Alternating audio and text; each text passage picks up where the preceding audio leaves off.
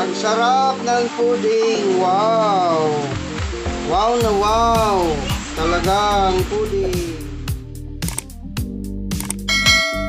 Hello po guys! Welcome po ulit sa Simpleng Luto ni English Channel. So ngayon gagawa tayo ng simpleng pudding po. Okay? Tinatawag nila itong bread pudding. So meron tayong counting sangkap lang po.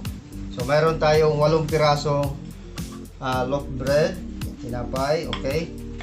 Tapos mayroon tayong 3 tamtaman yung laki na itlog. At saka of course mayroon tayong 300 ml na condensed milk. Okay?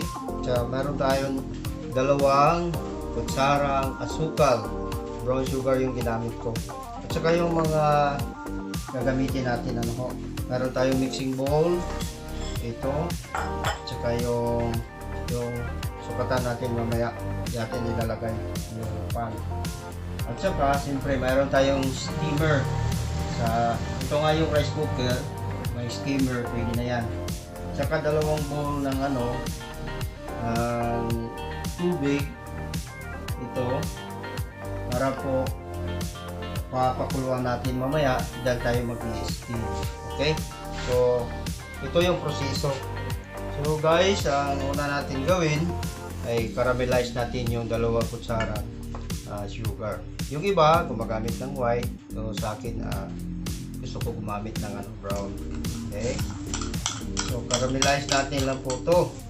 Tsaka palamigin natin para maging siya parang candy. Yan.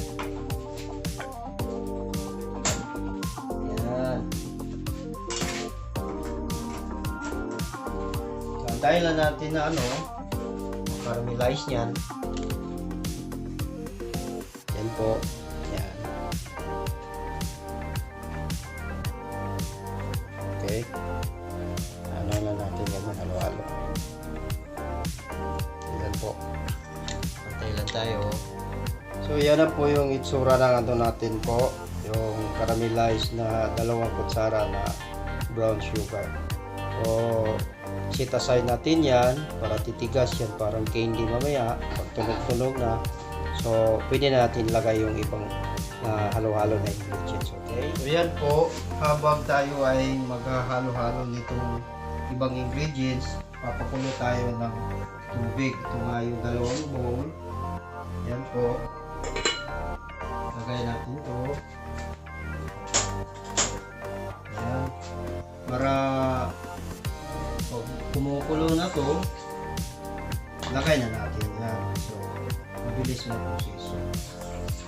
So yun lang po. So, kumukulo na yan, pwede na natin. So ganito po yan. Dapat siyempre malinis yung kamay natin. Hugas tayo ulit. Okay, yan lang po, malinis yung kamay natin. Hugas na tayo kasi hawak tayo ng loaf bread po. So yan, durog-durogin lang natin to na maliit. Okay, pero hindi natin to isali itong yung balat niya. Okay, kasi matigas to eh. So mamaya parang chiplan yung niya, lasa. Yan, ganyan. So ganyan lang, ganyan nyo lang, durog-durogin nyo lang. Yan, ganyan lang po. Tapos mix natin yung 3.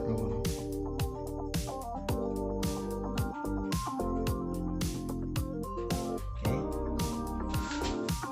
Ayan guys, tapos na po natin na dinurog-durog yung yung 8 pirasong tinapay. So sunod na natin ito pag-mix ng itlog. Okay. Saka pwede na rin halo mo yung condensed milk dito para mahalo na kagad yun. Okay. Yan.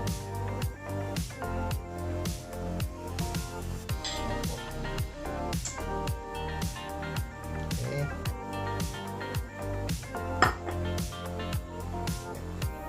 Bawa muna tayo. Sayang din yung natira. Okay.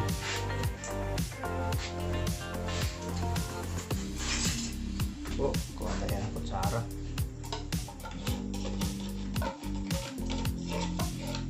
Okay. Yan na.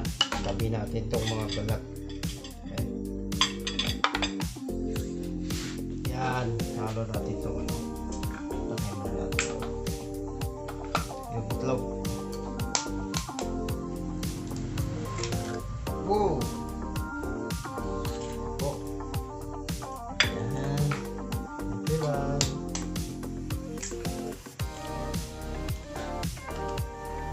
Hindi na kasimple.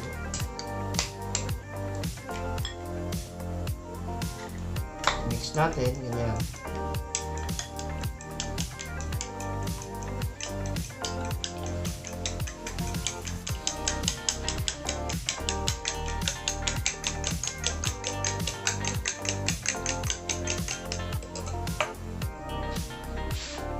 Yan po, lagay na natin yung 3 piraso dito.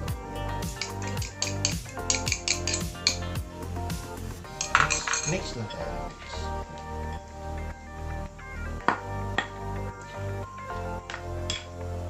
Yan lang. Ano po simple. Kumukulo na yung ano. Ready na po.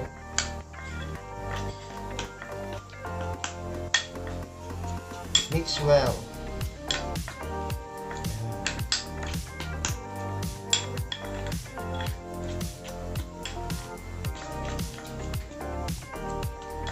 Dapat sana mawala talaga yung ano, yung mga tigas-tigas na tinapay para fair po yung ano niya, texture niya mamaya.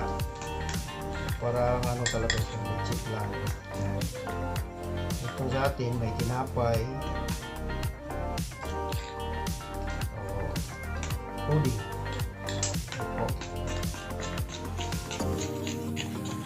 Ready na po. Yan, ganito na po yung itsura. Yan. So, lagay natin dito sa yung caramelized natin ano. Naging parang candy na siya, matigas-tigas na.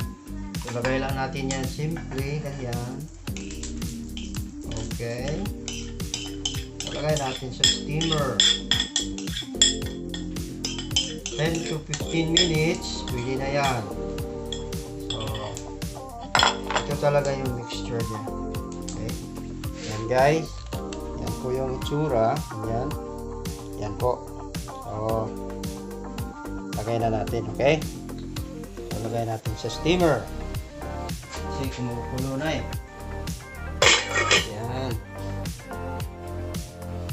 Dahan-dahan. Baka mapasok.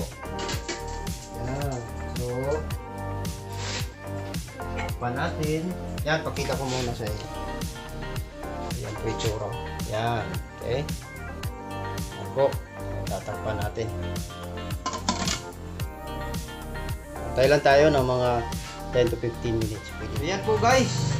Bango-bango na. So, siguro tingnan natin ano ho. Okay. Kukuha tayo ng malinis na ito po, alam niyo na ano to. Dapat malinis, okay? So, tatry natin kung ano na ho.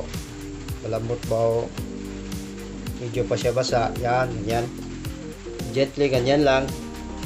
Ganyan ho, medyo kulang pa po. So, hindi po natin kukuhanin kasi kulang pa. So, ganito po yan. Mamaya, pag maluto na yan, dapat palalamigin natin, buksan natin, tapos paglagay po sa ano yan, lalagyan, dapat nakabaliktad, lalabas yung caramelized po nasa ibabaw. Okay? So, antay lang natin ng mga ilang minuto. So guys, yan na po. Luto na po yung pudding natin. Okay? Pinakasimple lang po yung ingredients. Yan na po. Sana na-enjoy nyo po recipe natin ngayon. Thank you po. Sana patuloy kayo mag-support ng channel ko. At sana sa-subscribe kayo po, lalo na yung mga bago po sa channel natin. Thank you po. Thank you.